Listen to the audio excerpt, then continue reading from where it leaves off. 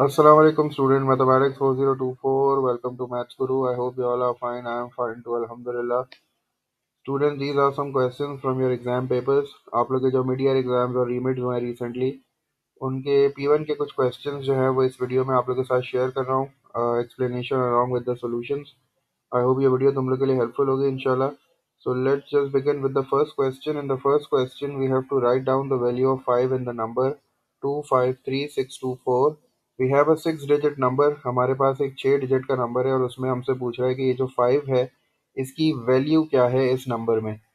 ठीक है, देखो यहाँ एक कंफ्यूजन ये थी कि स्टूडेंट्स ने जो है वो इस वर्ड को जो कि वैल्यू है इसको प्लेस वैल्यू से जो है वो रिलेट किया और फिर यहाँ जो है वो 10,000 इसका आंसर लिख दिया.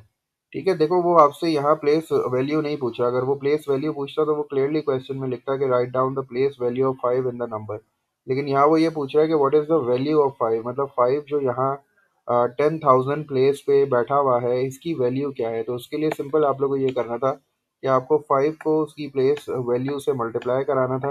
तो यहाँ 5 की जो प्लेस वैल्यू है वो 10,000 है, क्योंकि आपको पता है कि डेसिमल यहाँ होता है. डेसिमल के बाद पहली प्लेस वैल्यू यूनिट होती है, फिर टेंस, फिर 100, फिर 1000 और फिर 10,000. तो आपको सिर्फ प्लेस वैल्यू को उस नंबर से मल्टीप्लाई करा देना था. तो इसने 5 का पूछा था तो मैंने 5 को जो है वो 10,000 से मल्टीप्लाई करा दिया. तो मेरा जो रिक्वायर्ड आंसर आ गया दैट इज़ 50,000. और फिर ज़ीरो का ख्याल रखना है. 50,000 में आपको पता है 4 ज़ीरो आएंगे, 5 ज़ीरो 50 और फिर 1000. तो यहाँ कॉमा भी लगा सकते हो आप. नेक्स्ट पे चलते जल्दी से. नेक्स्ट कह रहा है हमसे the crowd at a sports event is exactly 35687. Right this number correct to the nearest 10. अब वो नियरेस्ट 10 कह रहा है. अगेन ये क्वेश्चन भी जो है वो आपका प्लेस वैल्यू के कॉन्सेप्ट से रिलेटेड है. तो ये पहली प्लेस वैल्यू होती है जिसको हम यूनिट कहते हैं और फिर ये टेंस है. इसका मतलब है कि हमें जो है वो यहाँ तक जो है वो राउंड ऑफ करना है. इसका मतलब है we just have to remove this 7. जब हम 7 को रिमूव करेंगे तो हमें 7 की जगह पे जो है वो एक ज़ीरो लगाना पड़ेगा. और जब हम 7 की जगह पे ज़ीरो लगाएंगे, 7 जो है वो 5 से बड़ा है तो एक ऐड हो जाएगा, 8 प्लस 1 9 हो जाएगा. तो मैंने जो है वो यहाँ 9 भी लिख दिया और फिर पूरा नंबर जो है वो एज इट इज़ कॉपी हो जाएगा. तो ये मेरा जो नंबर है ये बन जाएगा 35690. और इस नंबर को मैंने करेक्ट टू नियरेस्ट 10 कर दिया है. ओरिजिनल नंबर था 35687 और उसने हमें बोला था कि आपको इस नंबर को करेक्ट टू द नियरेस्ट 10 करना है. तो इसका मतलब है कि मुझे जो है वो 10 प्लेस तक इसको राउंड ऑफ करना था. तो 10 प्लेस का मतलब है कि मुझे सिर्फ 7 को रिमूव करना है. तो 7 को रिमूव करने के लिए जब 7 को रिमूव करूंगा तो उसकी जगह ज़ीरो लगा दिया. और फिर जब 7 को रिमूव करूंगा तो मुझे ये देखना होता है कि नंबर 5 से बड़ा है कि छोटा है. तो मेरा नंबर 5 से बड़ा था तो मैंने एक ऐड कर दिया प्रीवियस नंबर में. तो 8 प्लस 1 9 हो गया. तो मेरा रिक्वायर्ड आंसर आ गया 35690. तो ये एक एक मार्क के जो थे वो क्वेश्चन. फिर नेक्स्ट क्वेश्चन में हमसे कह रहा है write down a prime number between 10 to 15. Prime numbers आपको पता है ऐसे नंबर्स होते हैं जिनके एग्जैक्टली टू फैक्टर्स होते हैं, एक वो नंबर इटसेल्फ और एक वन. ठीक है, तो वो कह रहा है 10 और 15 के बीच में. तो 10 और 15 जो है ये नहीं आएंगे क्योंकि इनके बीच का लिखना है. तो 10 के बाद जो अगला नंबर होता है 11. 11 बिल्कुल प्राइम नंबर है क्योंकि 11 के सिर्फ दो ही फैक्टर्स है, एक 11 और एक 1. 12 नहीं हो सकता क्योंकि आपको पता है इवन नंबर्स जो हैं वो प्राइम नंबर्स नहीं होते. तो चूंकि हमें सिर्फ एक लिखना है तो आपकी मर्जी, आप 11 लिखो, आपकी मर्जी आप 13 लिखो, क्योंकि 13 भी जो है वो बिल्कुल प्राइम नंबर है.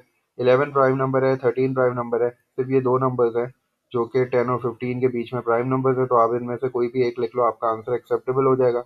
इसका कॉन्सेप्ट ये है कि हमेशा याद रखना कि इवन नंबर्स जितने भी होते हैं वो प्राइम नंबर्स नहीं होते क्योंकि वो टू के टेबल में भी आते हैं. तो प्राइम नंबर्स का कॉन्सेप्ट यही है कि सिर्फ दो फैक्टर्स होने चाहिए. फिर हमसे कह रहा था कि इर्रेशनल नंबर लिखना है बिटवीन 10 to 15.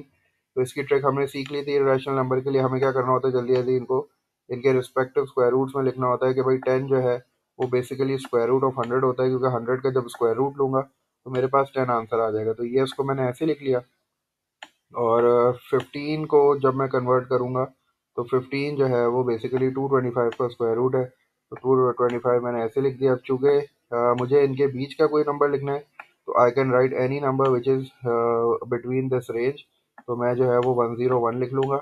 यहाँ एक इम्पॉर्टेंट चीज़ जो है वो जहन में ये रखनी है कि मैं जो है 100 से 225 तक सारे स्क्वायर रूट के नंबर्स नहीं लिख सकता. यहाँ मैं 121 नहीं लिख सकता क्योंकि 121 जो है वो 11 हो जाता है और 11 is not a irrational number. और फिर यहाँ जो है मैं 144 भी नहीं लिख सकता. ये वाली चीज़ जो है वो आपको क्लियर होनी चाहिए कि भाई ऐसे नंबर्स नहीं लिखने जो जो परफेक्ट स्क्वायर्स होते हैं, क्योंकि परफेक्ट स्क्वायर जो हैं वो इरेशनल नंबर्स नहीं होते. इसके अलावा और कौन हो गया, इसके अलावा 169 हो गया, मैं 169 भी नहीं लिख सकता। और इसके बाद जो है वो लास्ट नंबर मेरे पास जो है वो आ जाएगा 196। इसका मतलब है कि other than these four numbers मैं कोई भी नंबर लिख सकता हूँ, वो मेरा इरेशनल नंबर होगा। तो 121 11 बन जाता है, 11 is not a irrational number. ये 12 बन जाएगा, ये 13 बन जाएगा और ये 14 बन जाएगा। तो इसके अलावा जितने नंबर्स आते हैं इनके बीच में मैं वो लिख सकता हूँ और मेरे रिक्वायर्ड आंसर्स हो जाएंगे। लास्ट जल्दी से क्वेश्चन देख लेते हैं इस वीडियो का। इसमें हमें उसने बोला था कि right these lengths in order of size starting with the smallest. तो सबसे छोटा नंबर हमें सबसे पहले लिखना था। तो उसकी ट्रिक ये थी कि सबसे पहले हम यूनिट देख लेते हैं कि भाई सबसे छोटा नंबर जो है वो सबसे स्मॉलेस्ट वो यूनिट वाला होगा। तो यहाँ मिलीमीटर जो है वो सबसे छोटा यूनिट है, तो मिलीमीटर वाला नंबर जो है वो सबसे पहले आ गया। तो हमने जो है वो स्मॉलेस्ट सबसे पहले लिखना है, तो 3300 मिलीमीटर जो है ये सबसे पहले आ जाएगा।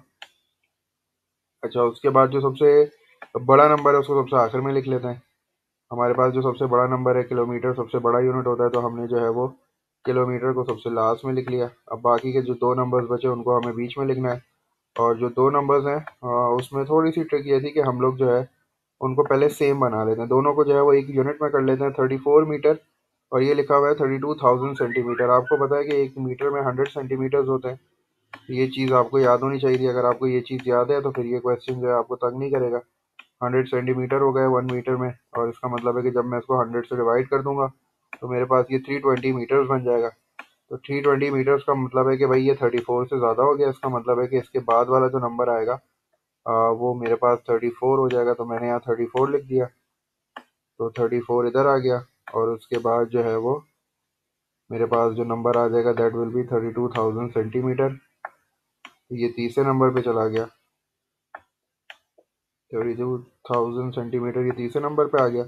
और मेरा जो लास्ट सबसे बड़ा नंबर है दैट विल बी 3.1 किलोमीटर। तो ये 2 मार्क का क्वेश्चन था। इसको आपको इस तरह अरेंज करने के जो है वो 2 मार्क्स मिल जाएंगे बिल्कुल।